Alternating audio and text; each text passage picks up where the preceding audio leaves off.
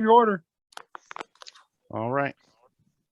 So on February 5th, notice of this meeting was posted to the official Bellmawr Redevelopment Agency website and emailed to both the Carrier Post and Gloucester City News newspapers for publication. The official notice to Borough Clerk was emailed on February 5th, 2021, which included requests for publication of the notice to the official Borough of Bellmawr website and bulletin board. All requirements of the Open Public Meetings Act have been met in compliance with the Sunshine Law. Brings us to the flag salute. I pledge allegiance to the to flag, the flag of the United States of America, for which it and to the stands, republic and the republic for which it stands, one One nation, nation, under under God, God, indivisible, with liberty and justice for all. justice for all.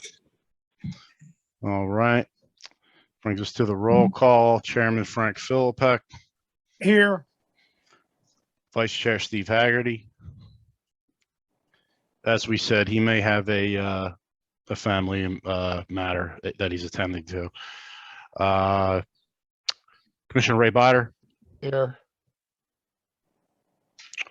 Commissioner Kapados, he informed me he had a conflict. He was unable to make it. Commissioner Whitman. I don't see him on the line yet, but he may join us. Commissioner Neil Patel. Here. Commissioner Jeff Simpson. Here. All right. We do have a quorum. Management professionals, Josh Regier, Executive Director. I am here. Agency Solicitor Michael McKenna. Present. And Dennis McNulty, Agency Engineer. I do not see Dennis on the line. All right, typical agenda for this evening. That begins with the reading of the minutes. That would be for the regular meeting last month, August 16th, 2021. Make a motion to accept as written. I second. All in favor signify by saying aye. Aye. Aye. Just 1 second, gentlemen. I just want to note for the record, Dennis McNulty, the agency engineer, has just joined the meeting. All right, that brings us to communications. For this month, we received the redevelopers report, which again is a monthly report that we expect from Big Timber Junction, and the Redev it's provided by the Redev Council there. So that report is for the month of September, which Solicitor McKenna will highlight during his solicitor's report. We also received a quick briefing, an update, which is expected quarterly from our traffic engineer. And that was included with the materials that were sent to you earlier. Brings us to commissioner reports. If anybody from the board has something to say, please do so. All right, that'll bring us to the executive director's report. Just carrying over from last month, still doing the conversion for the admins, governmental finance and admin management software. Conversion went live on 8/12. The training's ongoing. We're also QCing different measures and triaging basically what was converted to ensure that we're starting from the best possible foundation.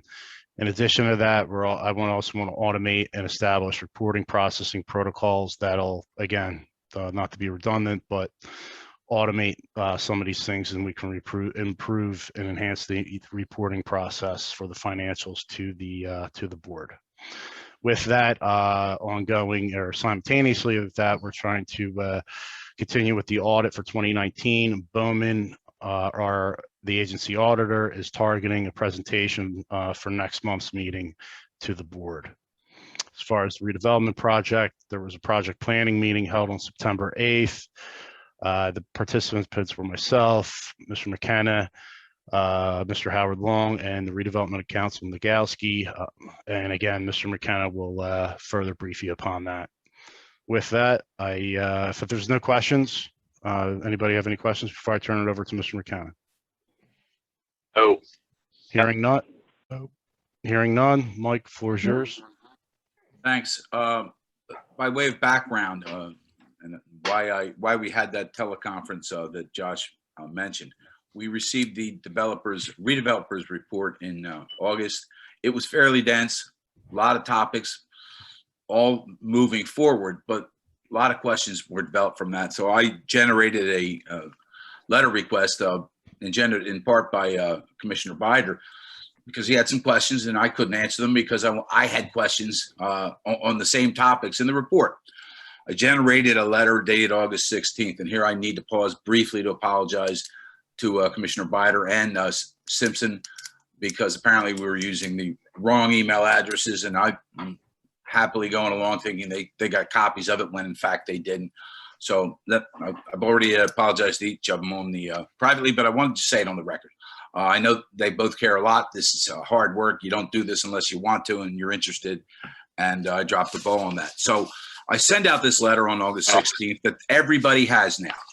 And I asked my questions and those of folks that have asked me their questions for more details. Principally, two things: timeline on these various issues that were in the redevelopers report, and are we on top of this, informed? And that's what came out of it. We got timelines, we got additional details, and that we have a pledge that our respective engineers for both the council and the authority will be in the loop, not after the fact, but during the fact. We don't want to redo the work or make it slow down, but we like to know what's going on. Constituents call, and sometimes it's easier to give them our input while we're in the planning stage, instead of wasting a lot of time putting together plans. And now but they're finalized, and they're going to be irritated with us because we have comments. Let's give them to them early, but they've got to give us the opportunity. So what came out of it is then, if you could, that August conference, I'm sorry, September 8th conference, about an hour long, we covered the agenda from my questions and got answers to everything and then some. That generated the basis for the September redevelopers report. So Josh, if you could possibly pull that out, and I just want to commend this for reading. I know you all just got it today, but I just want to touch on the things that maybe are could use a little highlighting. So for instance, Tidelands, subsequent to the report, they actually had a second meeting after the approval. This is how cumbersome this bureaucracy is. They had to vote to approve their minutes before the coordinator of the division could generate his report. They did that in September, first week of September. Bierce is now just about ready to finalize his report, and he's the project manager. And what happens after that is a series of offices have to review it and approve it. It is a rubber stamp process, but it's required.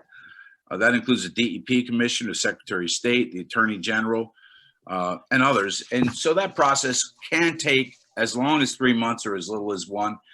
And that process is followed for every single, no matter how tiny, Tidelands grant. What happens at the end of that, when all the signatures are there, the redeveloper writes out a check for $950,000, travels to Trenton with it, and they have the exchange, just like at a property closing.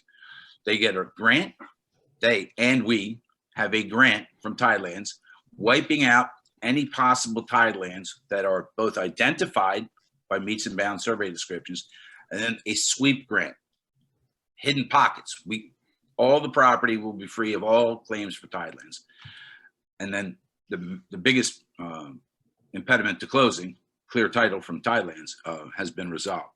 So 1 to 3 months, depending upon how hard we can push through our legislative friends. Next is Green Acres.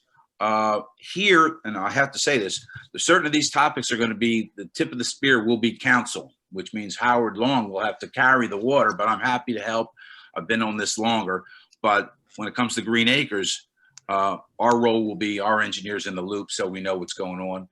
But what they're trying to do here is divert the obligation the town had on their phase 3.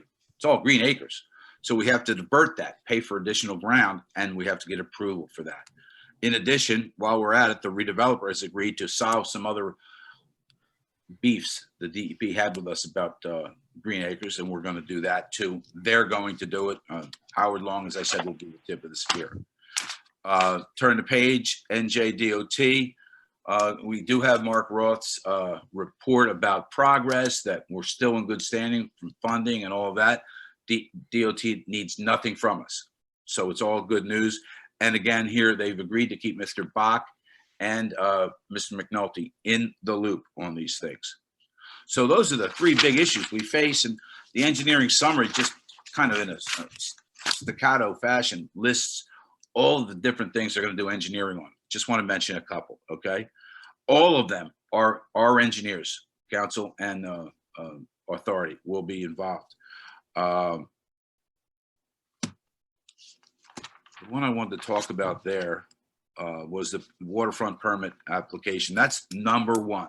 It's the first thing that will allow us to get started on this project in series. We can't do anything without that, and that'll be the very first thing after Green Acres. Okay, turn the page. We've got public approvals. Those are all accurate.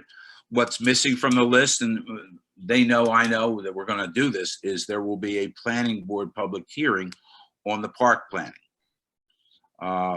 And so I've talked to them about that. Of course, then the township and the borough and the board engineers and the authority, so we'll have three reviews there, will be involved. Want to point out something under sub G. You see that Deptford Township aspect? We were talking at this teleconference on the 8th about the fact that Josh had put together, when he was serving the role as administrator before there ever was an authority, on how do we address with Deptford what their fair share should be. And we put together a fiscal impact statement. During the conference, Josh provided it to Howard for the negotiations that are going to follow once Deptford sort of gets their ducks in order. They're a little behind us because they have less interest than us.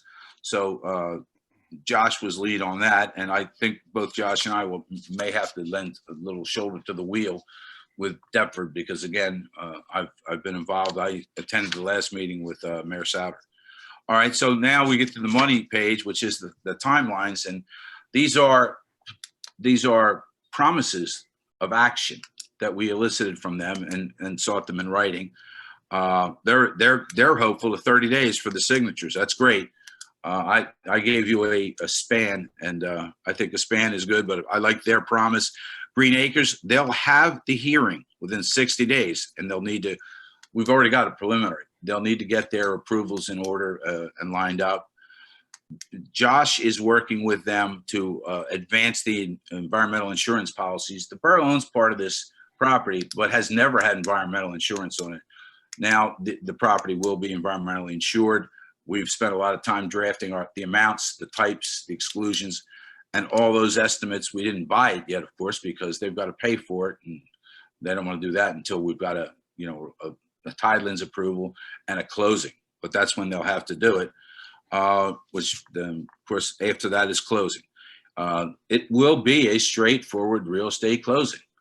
We are going to receive title for $1 from the borough for its Green Acres cleared property. This is what the authority will receive, and from the redeveloper for $1, all of their property that they own as phases 1 and 2. Lots to do on that closing, as you can imagine. And that pretty much is it. I can't comment on the DOT missing moves construction. It is a clock that starts various things, timelines and waypoints. But I'm not privy to all of that, nor have I ever been involved. I do know that things are moving as they should. There have been no roadblocks, either funding or otherwise. So if they say 6 months is minimum, then, or I'm sorry, that's the other one. With DOT, I have yet to see any hard dates from anyone, and I would expect that any hard dates would be guesswork anyway. So that's the up to date. I don't think anything has happened since this is my desk at noon today. Josh, did I miss anything? I think you covered it, Mike. Okay. But yeah, I mean, it's apparently, but what has occurred and what's ahead. So, and just given the relative timelines, and I think like we touched on in that meeting, as far as the proper signatories for the Tidelands grant, that the echelon that it has to reach, that just kind of keep it relative in terms of our expectations. That it's not going to get turned around and signed in a week when you have that level of stature of people that have to sign it. The cutting of that check, folks, I probably said this before, but it really, to me, that's crossing the Rubicon for the redeveloper. The day he writes that $950,000 check, that is the signal to all of us that he is in this for the long haul, because he gets nothing from that. He's clear and title for our land and his.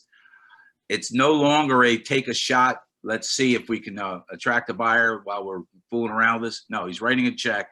And that's going to be a big moment for us as a town, because we've received this ground now, free and clear of tidelands, with $1 million put into it, with nothing coming back to the redeveloper, except the prospect of redevelopment, which is what we all want. And the sooner the better, right, Mr. Bider? Definitely. Yeah. That's all I had. Sorry to jump in, Josh. No. That's fine. Like, just before I move on to new business, any questions for Mr. McKenna? All right. Just like we said, a light agenda for this evening. Resolution of the Bellmawr Redevelopment Agency authorizing payment of outstanding bills. Resolution number is 09030-21. Just need a motion. So moved. Got you, Mr. Bider. Just need a second. I'll second it. I got you, Chairman. It is financial, so we'll do a roll call. Chairman Philippek, Yes. Commissioner Bider, Yes. Commissioner Simpson, Yes. Commissioner Patel. Yes. That's everybody. All right. Motion passes. That brings us to the public portion. I do not see anybody on the portal, but again, in the interest of due diligence, I will provide a 3-second delay.